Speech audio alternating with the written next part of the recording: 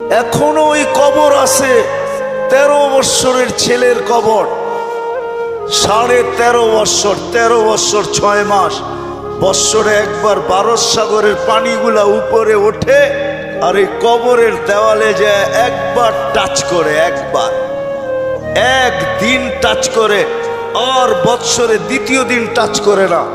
কিতাবি কথা বলতেছিলাম, আমি জিজ্ঞাসা করছি কমরু আইল্যান্ডে কেন টাচ করে, আমরা বলতে পারবো না।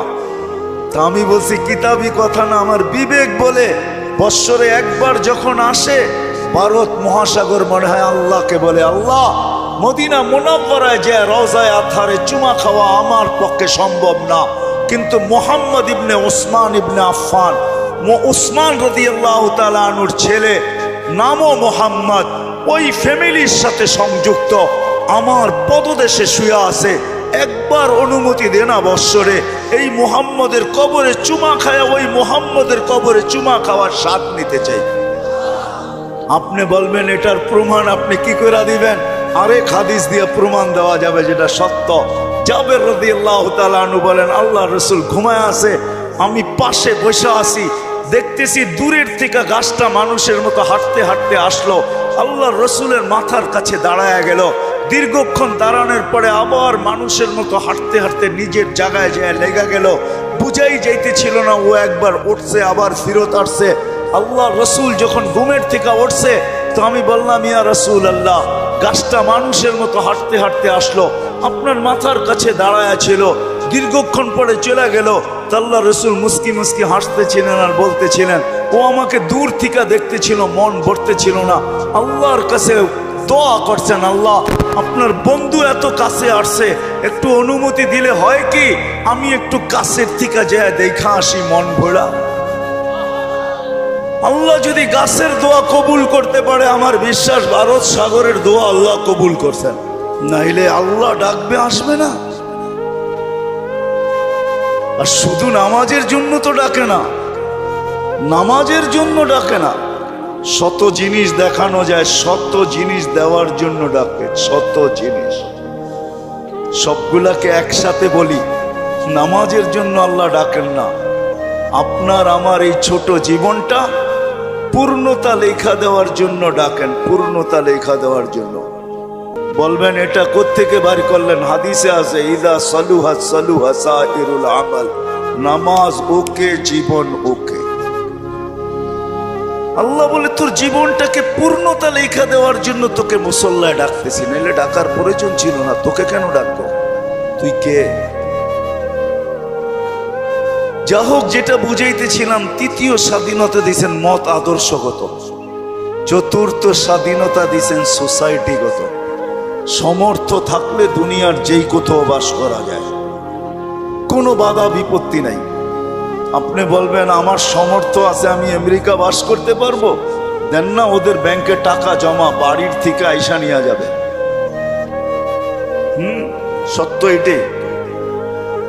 পঞ্চম স্বাধীনতা আল্লাহ দিছেন, মৌত পর্যন্ত যেমন খুশি তেমন চলতে পারো, বিকেনিও পড়তে পারো, 3 কোয়ার্টারও পড়তে পারো, হাফ কোয়ার্টারও পড়তে পারো, আবার যদি সমাজ মাইনা নেয় তো মার পেটের থেকে যেমন আসছে এমনও করতে পারো। নাইলে ইন্দোনেশিয়ার একটা প্রদেশের নাম হইতো না উরিয়ান জায়া, আমি নিজে গিয়ে আসছি ওইখানে, পাপুয়া গিনির অর্ধেক হলো ইন্দোনেশিয়া, ওইখানের রাজধানী হইল জয়াপুরা, ওই প্রদেশের নাম হইল উরিয়ান জায়া। কি উরিয়ান মানি ল্যাংটা, জায়া মানি জাগা। মানুষ মার পেটের থেকে যেরকম আসে ওরকম কবরে যায়। আল্লাহ বলে কিচ্ছু বলবো না, নাজিরুন কাইফা তা'মালুন, শুধু তাকায় তাকায় দেখতে থাকবো। স্বাধীনতা বেশি দেন নাই, 5টা দিছেন। প্রশ্ন যদি করেন বাধ্য করেন না কেন, ইচ্ছা করলে তো বাধ্য করতে পারেন, সমাজ এরকম হবে। তা আল্লাহ বলে না, বাধ্য করব না। এই জন্য কোরআন বলে, লাউ শা আল্লাহ লাহাদাকুম জামিয়া, তোমাদেরকে হেদায়েত দিয়া দিতে পারি, সবাইকে চৌরাস্তায় দাঁড় করায় দিতে পারি।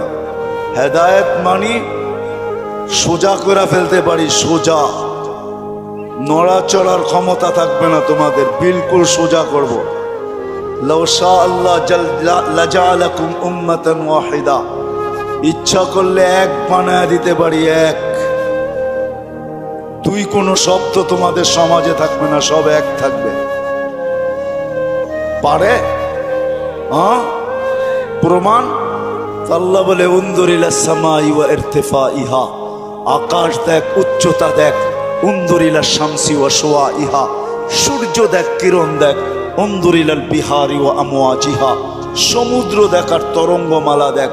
উনজুর ইলাল জিবালি ওয়া ইস্তিকরারিহা, পাহাড় দেখ আর দৃঢ়তা দেখ। উনজুর ইলাল আরদি ওয়া ইত্তিসাইহা, জমিন দেখ আর প্রশস্ততা দেখ। আমি যদি বিজ্ঞান দিয়া বুঝাইতে চাই, দুনিয়ার বিজ্ঞান বলে সূর্যের পিছে নাকি জমিনটা দৌড়াইতে থাকে ৬৬,০০০ মাইল পার ঘন্টায়। কত কত? আর করতে থাকে পার ঘন্টায় ১,০০০ মাইল। এই জন্য আমাদের দিন রাত ২৪ ঘন্টা, পার ঘন্টায় ১,০০০ মাইল।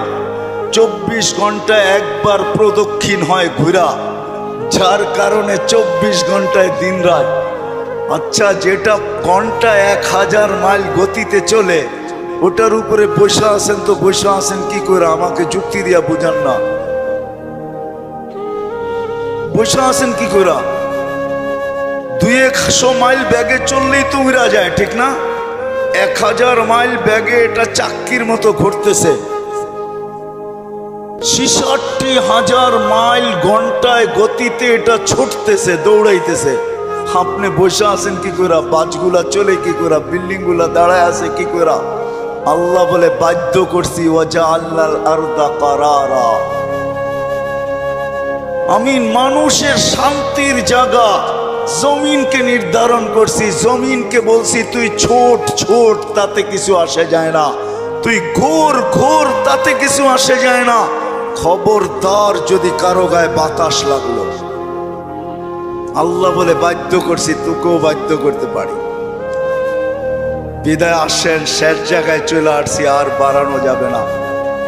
আমার পরেও আছে 11টার উপরে বাজতে চলছে, 11:15। আর মাগরিবের পরের থেকে যারা শুনাইছেন, এদের পরে আমার এই ভাঙ্গা ডোলের আওয়াজ শোনানো কোনো প্রয়োজন ছিল না বলে আমি মনে করি। কিন্তু শেষ জায়গায় চলে আসছি আমি। 100 বৎসর পূর্বে যারা ছিল ওরা আজকে নাই, 100 বৎসর পরে আমরা থাকবো না। যিনি নিয়ে আসছেন উনিই নিয়ে যাবেন, বাইপাস হওয়ার কোনো সুযোগ নাই। বেশি দিন এইখানে থাকবো না, চলে যাব। কিন্তু আসেন, যেই মানুষটা সৃষ্টির ভিতরে সর্বদিকে সেরা, যার কোনো জুরি নাই, তুলনা নাই। যদি তুলনা থাকতো তাহলে আল্লাহ ফেরেশতাদেরকে ওভারটেক করে আমাদের মাথায় শ্রেষ্ঠত্বের মুকুট পরাইতেন না। কেননা ফেরেশতার তৈরি নূরের থিকা, আমাদের তৈরি এক ফোঁটা বিদ্যুটে দুর্গন্ধময় পানির থিকা। ফেরেশতা নাফরমানি করার কোনো ক্ষমতা নাই, আর আমরা নাফরমানি ছাড়া থাকতে পারি না, ছাড়ার কোনো ক্ষমতা নাই। 24 ঘন্টা আমরা নাফরমানি করি, নাফরমানি করাই আমাদের স্বভাব। ওই মানুষটার মাথায় শ্রেষ্ঠত্বের মুকুটটা পড়াইতেন না। ফেরেশতাদেরকে অ্যাবাউট করা আল্লাহ আমাদেরকে শ্রেষ্ঠত্বের মুকুট পড়াইছেন। আসেন, শেষ জায়গায় চলে আসছি, চলে যেতে হবে।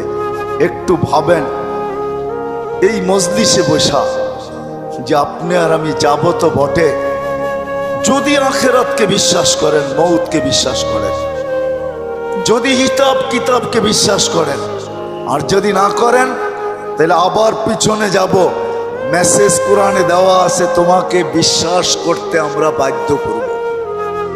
যেমন এক সময় আল্লাহ বাধ্য করছিলেন, রুহের জগতে যখন ছিলাম, তা আল্লাহ আমাদেরকে প্রশ্ন করছিলেন, আলাস্তু বিরাব্বিকুম, আমি কি তোমাদের রব নই? ওই দিন কিন্তু স্বীকারোক্তি দিতে বাধ্য ছিলাম, ক্বালু বালা। হায় হায়, যে আজকে বলে গড ইজ নাথিং, ওর রুহ ওই দিন স্বীকারোক্তি দিয়ে আসতে হয়েছে যে আপনিই আমাদের রব। যদিও এইখানে আসার পরে ভুলে গেছে, আল্লাহ বলে তোমাকে আরেকদিন বাধ্য করব, তুমি চিৎকার দিবে আর বলবে রব্বানা ইন্নানা আবসারনা ফারজি'না আমাল সালিহা ইন্না লা মুকিনুন। তারপরে আমাদের পক্ষ থেকে চিৎকার আসবে, কাল্লা, কখনো সম্ভব না। তোমার চিৎকার ওই দিন শোনা হবে না, বলা হবে কালুক সাউ ফিহা ওয়ালা তুকাল্লিমুন। দুনিয়ায় বড় বলছো, আমরা কোনো প্রতি উত্তর করি নাই, বড় বিরোধিতা করছো। ও ঢাকার মানুষ 24 ঘন্টা কাঠটা ভোগ করেন, কতটুক ভোগ করেন আর কতটুক আল্লাহকে দিই। এই জন্যই যে বিশ্বাস করে আমাকে মরতে হবে, কবরে যেতে হবে। আখেরাত নামের একটা জিনিস আছে, হিসাব কিতাবের সম্মুখীন হইতে হবে। তার বিবেকের কাছে আমার প্রশ্ন যে তুমি ওই দিনের জন্য কতটুক প্রস্তুত, যেই দিনটা সত্য, যালিকাল ইয়াউমুল হক, কতটুক প্রস্তুত? আমি প্রত্যেক শ্রেণীর মানুষকে জিজ্ঞাসা করব, তুমি কতটুকু প্রস্তুত? যুবক, তুমি যৌবন নিয়ে কতটুকু প্রস্তুত? নারী নারীত্ব নিয়ে কতটুকু প্রস্তুত? পুরুষ পুরুষত্ব নিয়ে কতটুকু প্রস্তুত? যে যেই ক্ষেত্রে আছে ওই ক্ষেত্রে থেকে কতটুকু প্রস্তুত? যেই যেই পজিশনে আছে এই পজিশনে থেকে কতটুকু প্রস্তুত? কতটুকু আপনি আর আমি প্রস্তুত? যদিও সূর্য প্রতিদিন আমাদেরকে বলতে বলতে ওঠে, আনা ইয়াউমুন জাদীদ, আমি নতুন দিন, আলা আমালিকা শাহিদ, তোমার কর্মের উপরে আমি সাক্ষী, ফাকতানিম, সুবর্ণ সুযোগ মনে করলেন, আউদ ফি হায়াতিকা আবাদা, হতে পারে আর কোনোদিন তুমি আমাকে উদিত হইতে নাও দেখতে পারো।